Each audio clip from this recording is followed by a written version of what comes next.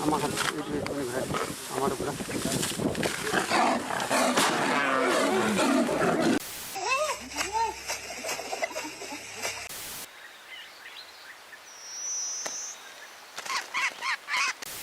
you have nothing else to be grateful for, get on your knees and be glad that if you have 99 problems, avoiding predators ain't one.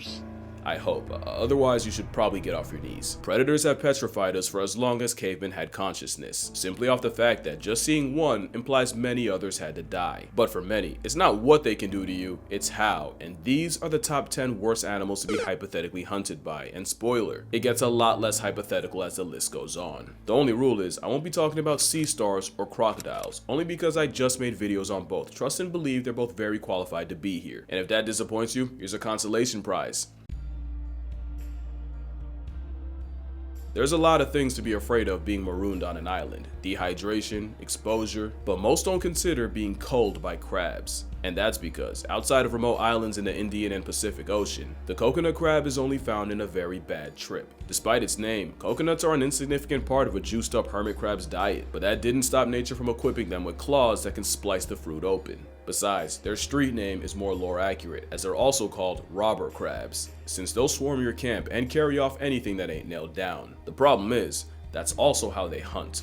In 2016, scientists watched as a coconut crab climbed a tree and attacked a sleeping bird, snapping its wings only to continue its death grip after they both fell on the ground. Within minutes, several other crabs spawned in and proceeded to shred the barely breathing bird for hours. The crawling antichrists are scavengers with bloodlust, so getting gored by one means you'll certainly be maimed by more, and the fact that they can climb and track blood means there's nowhere on the island you can go where the Krusty Krab crew won't find you. The crabs are anti-can animals, as in anything can get it. Rats, cats, even full-grown pigs can get flesh stripped, but the most disturbing stories are those of coconut crabs eating humans. One gruesome account followed the 82-day Battle of Okinawa, where Japanese soldiers bore witness to hordes of giant spider-like crabs ravaging the bodies of their dead comrades. There's no real proof that this happened or that it even involved coconut offenders, but unfortunately, that's exactly how the crabs would have acted. Imagine a gang of armored cockroaches carrying the jaws of life, except the outcome of getting caught between them is quite the opposite. And with a diet of detritus, most coconut crabs are poisonous to eat, especially since many have the habit of eating sea mangoes, a fruit so toxic it has another name,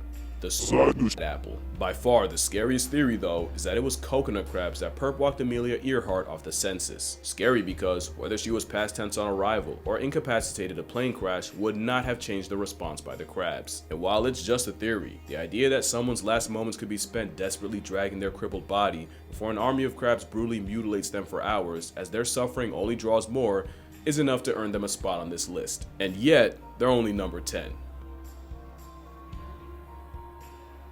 Most people aren't afraid of the dark, more so what could be in it. Thalassophobia is that before the ocean, but not a lot of people are afraid of the sky, probably because you should be able to see what's coming. That's why the harpy eagle is number 9, because if this is your predator, you will never know peace. They're one of the biggest eagles on the planet, but what makes harpies built different is that their wings are way shorter, which means the harpy aimbot can chase you through the trees in a way no eagle ever should. Just imagine a homicidal hippogriff breaking into your house and snatching your little brother out of his bed, and now you understand the generational PTSD the monkeys on their meal prep carry. And those claws guarantee you don't get the chance to find out twice. The size of a grizzly bear's mitt with the grip force of a Rottweiler's jaws. You can actually hear the bones of their prey breaking as the harpies crush the life out of them. And safe to say, the same feet that can crack open an armadillo would not feel good to have gripping your skull. It is incredibly rare, but there are cases of harpy eagles attacking and clawing humans, where the eagle's leg had to be amputated because even after death, the talons wouldn't release their grip. In 2023, tourists in French Guiana walked past a perching harpy when it suddenly went for one of the women, plunging its claws into her scalp and leaving her with several deep lacerations.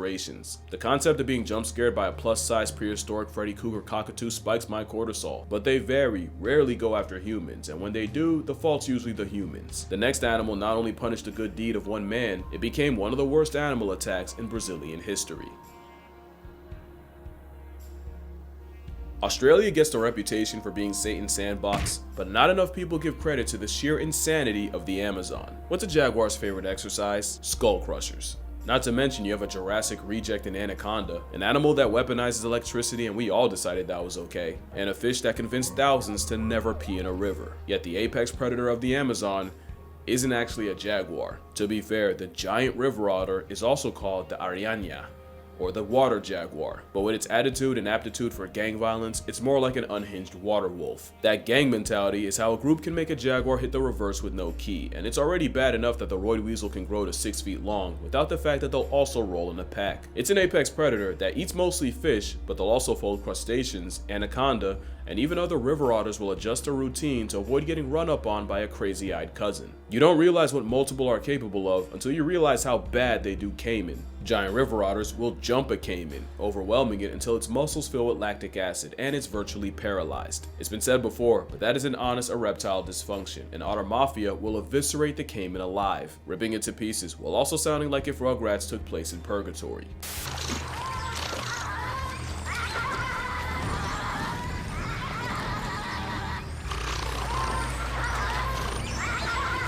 Imagine not knowing what river otters are and hearing that for the first time. The worst part is, it's been proven the same hunting tactic against a human is tragically effective.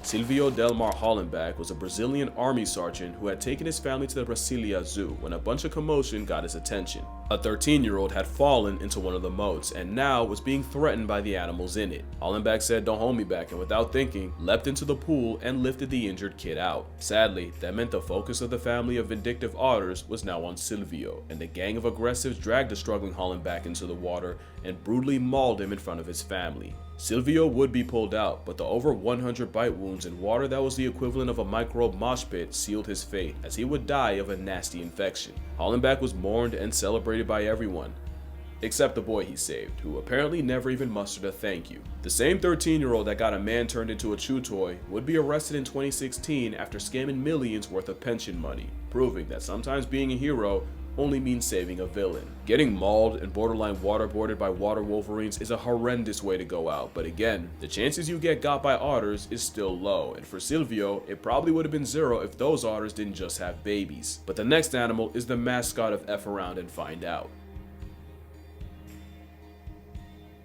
The Cape buffalo makes no sense on this list, until you remember it's one of the few prey animals that actually hunts predators. The tank nicknamed Black Death is arguably the most death-edging animal to hunt because it is a top 5 most vengeful creature on Earth. A common misconception is that the lion's biggest rival is the hyena. That's laughable when a 1,200-pound piss fit can send a big cat backpedaling. The Cape buffalo is number 7 because cows are dangerous enough, but if Widowmaker tastes death, the rage cow ensures you go down with it. The Cape buffalo has treed lions for hours, and they'll stalk lion cubs just for the purpose of stomping them out. Now add that the bush mafia can pull up in a super herd of over 1,000, now you understand how lions risk going full-time horizontal every time they try them. And with a couple hundred people gored and killed by them a year, this is the first animal here with a respectable body count. The problem is, every year, people hunt them without realizing the buffaloes hunt back. An injured buffalo has been known to retreat to tall grass to lure you in and stalk you just to rear end you when your back is turned and keep going until you stop standing.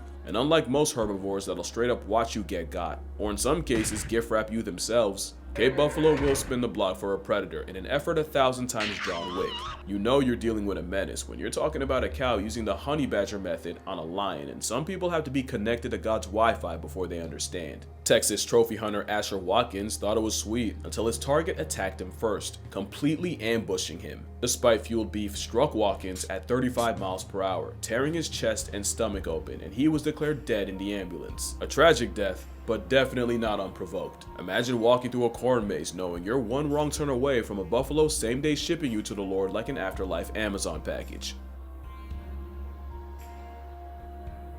On several islands throughout Indonesia, you'll find a dinosaur time left behind. The Komodo dragon is one of those predators where, once they start hunting you, you're as good as dead.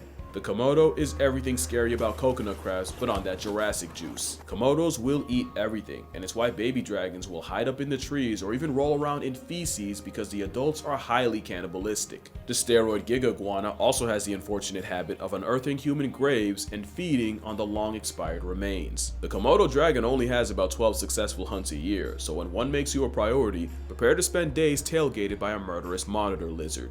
In 2008, 5 scuba divers were caught in a riptide and swept out to sea, and after 12 hours spent drifting the aquatic void, they landed on Rinca Island, where they spent the next 5 days playing cat and mouse with the monster resident dragon that took notice and stalked them. Which isn't easy. thanks to another unfortunate habit of theirs. We used to think Komodos were one-shot specialists that only needed to bite you once and then just wait for you to fold to bacterial infection. And as cold as that would be, it's like LeBron letting you get the ball just to spank it off the backboard. The truth is more disturbing. Komodos don't just let their prey go, but their contingency plan is if you do get away, the glorified gecko can track you by blood, and anticoagulants in their venom keep you bleeding. So now it becomes a broken game of hide and seek, and playing it on an island the size of Philly means there's no point in the area code you can go where the leather bloodhound won't find you. Even worse, the longer you manage to play manhunt with monitors, the more dragons will be there to eviscerate you when you do fall. That blood sense is no joke. Menstruating women are actually advised against visiting for fear that the resident garbage disposals confuse them for a dying animal. There's stories of bleeding tourists lying to their guides to not miss out on the trip, only to be surrounded by dozens of Komodos coming in from all over the island. And if you think there's no way an animal moving like that can catch you slipping, millions of years of evolution would argue. One incident saw two dragons stalking a fruit picker from below a tree, and when Muhammad Anwar fell, the Komodos rushed him and mauled him to death. Maybe I'm giving them too much credit. Or maybe you haven't heard a baby goat scream from inside of a dragon. To say that the ocean terrifies me beyond comprehension is an understatement, and the animal that scares me more than any other isn't a shark, isn't an orca, not even a giant squid, but not a squid. Cause I'd rather go skinny dipping around great white sharks than ever catch a Humboldt squid in the wild. At only up to 6 feet long, they're not the biggest, but everything about the way they feed fuels my nightmares. When a hunting Humboldt homes in on something, they'll approach it with all 10 appendages extended to grab prey and force it towards its mouth, and not only can that beak slice skin and cut chainmail, they do it so fast that they can grab and retract prey in just one camera frame. Not to mention, they have 2 tentacles with suckers that contain inner teeth, great for grabbing. But the real reason the Humboldt is number 5 is because the way they would hunt you is straight out of a Stephen King wet dream. Humboldts can hunt in parties over 1,000 strong, and they're also highly aggressive speed-eating gluttons that'll strip fish down to the bones before fishermen even have time to reel them up. They're also trigger happy with the cannibalism, and the moment one of their own shows weakness, it gets jumped and torn to shreds. The problem with Humboldts is they speedrun life so fast, they're never not thinking about food, and if you find yourself in the waters at the wrong time, you can get mauled by a pack of fleshy armed box cutters. But it's the intelligence that's the biggest problem, because Humboldts aren't always aggro. They can be curious too, and they'll often steal cameras and lights just to take them apart and examine them. But Humboldts can go from 0 to homicide in seconds, and because they communicate by flashing red in a sea of black, once one says go, many more will follow. One diver was approached by a squid who gently started nibbling on him, and the diver, who probably couldn't believe his luck, started filming. And in seconds, the squid started pulsing red, and the man was immediately slammed by multiple as they simultaneously began to pull him into the abyss. He would escape, but he genuinely thought his ticket to Tupac was booked, and there's many more stories of divers being confronted by squids and nearly dragged to the point of no return, and some even swear they've had Humboldts attempt to rip off their masks and drown them. But going back to the first diver, I think the most disturbing part is the moment he didn't fight back and let himself look easy was the moment he became a green light to a red devil. The last unfortunate fact is that Humboldts will perform diel-vertical migrations, where every day they rise from the depths to hunt before eventually going back down. So they're more likely to run into you during goblin mode. Unfortunately for the next animal, goblin mode is their entire life. You've probably heard that there's few animals that actively hunt humans, and that polar bears are one of them. I want to clarify, they don't actively hunt humans, they just passively don't give a follow me now. Polar bears are the largest predators on land, and as big as you think they are, I swear to you they're bigger. The problem starts with the fact that they're the only hyper-carnivore bear. They eat meat, and meat stands for Merc every and any time, and it can make up 95% of their diet, where in something like a grizzly bear, it can be as low as 10. That would be bad enough, but polar bears also live in a freeze-dried desert where in the winter, they can only live off of feces, foxes, and other fallen polar bears. Polar bears have way less options, and with the sea ice they depend on receding, they can either get creative or get cremated. So they don't actively hunt humans, the same way I don't actively grocery shop for Chips Ahoy, but best believe if I see them, I'ma grab it. That's the polar bear, except they don't have to see you. With the best nose of any predator, a polar bear can smell a seal from miles away. They can detect their breathing hole from another area code and can even clock a seal under a foot of ice. So it's really true, if a polar bear sees you, it's already too late. From 1870 to 2014, there have been only 73 attacks on humans, with 20 census subtractions, but being targeted by the ultimate predator of persistence is a different level of fear. In 2016, 5 Russian scientists were held hostage by over 10 polar bears who stalked their weather station and forced them to have supplies and flares airdropped by helicopter. In 2019, 50 polar bears invaded the town of Novaya Zemlya and put them in a state of emergency, where people were afraid to leave their houses and refused to let their children go to school. And with shooting them being illegal, folks had to bear this reverse Goldilocks situation unarmed. And I mean that literally, with ice bears breaking into residential buildings. Polar bears are a force of nature, and number 4, because once one chooses you, you can't run fast enough or swim far enough to be safe. One swam over 400 miles in just 9 days, so trust that you would not get away. But there's always been something about a carnivorous Q-tip that unsettled me, and I think I figured it out. Polar bears are a lot like the squid, where they're incredibly curious and intelligent, which makes the way they hunt and engage in general seem cold and calculated. You'll often notice in a lot of videos where they approach humans, the polar bears seem quiet and emotionless, and you can almost see them trying to figure it out. And their face expressions and body language tell you nothing. A polar bear pulling up on you can be curious, apathetic, or ready to revoke your presence, and you will not know which. And that's just it. They're disturbingly deadpan. And I think that's by design. Most black and brown bear attacks are defensive, meaning they either had cubs around or you managed to catch them off guard, and most times they'll give you many signs that you're effing around in the jurisdiction of finding out. A polar bear doesn't, because oftentimes a polar bear isn't trying to negotiate or communicate. With you, it's trying to eat you while weighing the cost. So what often makes them look cute and innocent is actually them being apathetic, emotionless terminators. Because remember, they don't fear humans the same way their cousins do, and most encounters are on the polar bear's terms. So it's true when they say, if it's black, push back. If it's brown, retire to the ground. And if it's white like a sheep, you finna go to sleep. Color of a beluga, last time talking to you. And white like a picket fence means you'll wake up past tense. Number 3 and number 2 are both interchangeable. It just depends on which movie scares you more. A gross out body horror slasher flick, or a psychological mental health massacre. If you pick psychological, wait for number 2. And if you pick slasher, well, you probably already know how horrific it is being hunted by chimps. The sick joke is, less than 5% of their diet is meat. Yet in places like Ngogo in Uganda, they can have a success rate of 80%, and it's because the way they hunt is coordinated and calculated. First, you have drivers, and their job is to pressure prey into the trees without actually trying to catch them. The moment you try to climb, you've screwed yourself, because there's also blockers whose job is to limit any possible escape routes and make a literal jungle gym even smaller. So now you gotta avoid them while being chased through the trees by chasers. The last role are the chimps smart enough to anticipate where you'll try to escape and will camp themselves in the perfect spot to snatch you if you pass by. It's painfully effective, and once something like a colobus monkey is caught, it's immediately crippled and eviscerated into several pieces. I genuinely have to be careful with what I show y'all. Just know that monkey's still alive and he gets his arm snapped after all that. Chimpanzees are number 3 because they might have the most brutal ways of past tensing prey, and they don't discriminate. Chimps are on record ambushing families of gorillas, frightening the females and running fades with a silverback, and kidnapping any babies to remove them.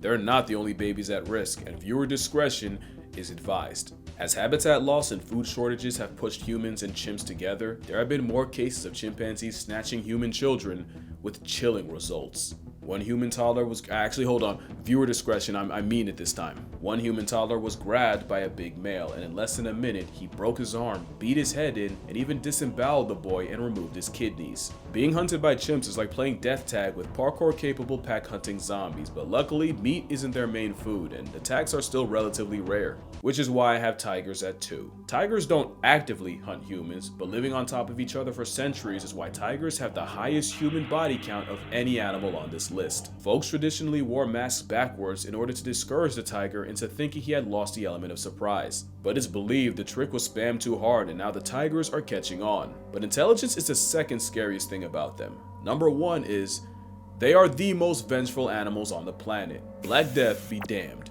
Piss off a tiger, and you might not live to regret it. You may have heard of the poacher that shot a tiger and stole part of its kill, so the tiger tracked him down all the way to his cabin, destroyed anything that smelled like the poacher, including his mattress, just to John Wick the man when he eventually returned home. Tatiana the tiger proved that you don't have to be in the wild to find out, after she escaped her San Francisco enclosure to track down and savage the men that had taunted her. But by far, the most notorious tiger in history was the Devil of Champawat. This was a Bengal tiger who had gotten her canine teeth broken, likely by a human, which meant she could no longer hunt her normal prey. The result was she started stalking humans, and the endgame was the man-eater of Champawat destroyed 436 people, eluding poachers and hunting parties and somehow always knowing when to leave an area and lay low. Tigers are quick and efficient. They take you out and then return back to the shadows, and honestly, I'd probably die of an anxiety attack long before a feline flatline. They don't usually go out of their way, but all the extra exposure around humans has shown us exactly what tigers are capable of, and the worst part is, they could easily be scarier. The reason tigers are orange is because orange isn't a concept to the animals they do prey on, and if we were on that list, this is what the world's biggest whiskered reaper would look like, and it's still not number one. Orcinus orca is the most oppressive predator on the planet, and at this point there's not much I can say that you don't already know. You know they're intelligent, but what genuinely surprised me is they take very few risks. If prey has the smallest chance of fighting back, orcas will move the needle to 0 before they move in. Not only that, but their methods change depending on the target. That's why they'll soul slap a stingray before it can sting. That's why they'll immobilize sharks before they can bite. And it's why they'll up smash a seal as high as they go like Super Smash Bros. But they don't neutralize prey just to be safe to eat. They'll turn a dying animal into a life lesson. In that same stingray clip, a family of orcas toyed with the half-alive stingray before letting its body sink into the abyss when they were done. I genuinely believe the stingray was slapped by the orca grandmother, and the rest of the pod was playing with it in order to learn how to deal with one, and when the lesson was over, they had no further use for him. It's not cruelty, it's communal calculation, but it is why orcas are the most fear-inspiring, heart-retiring predators to have, and if you're still not convinced, let me tell you a story that still sticks with me. One grandmother orca was not only smart enough to memorize when elephant seals in the Falklands would breed, she knew exactly where and what time the tide would be high enough to hold her. This 20-foot Type A dolphin basically staked out the nursery pool until the tide got high enough for her to seemingly spawn out of nowhere and abduct a defenseless seal pup, where she then dragged the seal out to sea as a practice dummy. For the next several hours, her family toyed with and tormented the baby seal, with the pup alive for most of it. Again, it's not evil or torture, but it is how orcas polish their prowess. But for the seal, that's stranger danger on steroids, and one of the worst ways to go out. Slowly, and with zero hope. And now you see why great whites will piece out of a favorite hunting ground for a calendar year if they have a run-in with an op dolphin. And why humpbacks feel the way they do. We're talking about animals that'll roleplay as prey and practice drowning each other before they try it on a baby blue whale. It's not an act of malice more than survival, simply a skill surplus for them and a skill issue for everyone else. I won't slander them, but I definitely pity their prey more than anything else's, but I gotta come clean. I did lie to you. They're actually not the most oppressive predator on the planet. That would be take away the guns, the technology, and everything else. The very foundation of how humans hunt makes them the most horror movie predators ever. Simply put, imagine a predator you can never run away from. You can get ahead. You can even get out of their sight, yet every time you turn to the horizon, they're there. They're not even tired, but you are.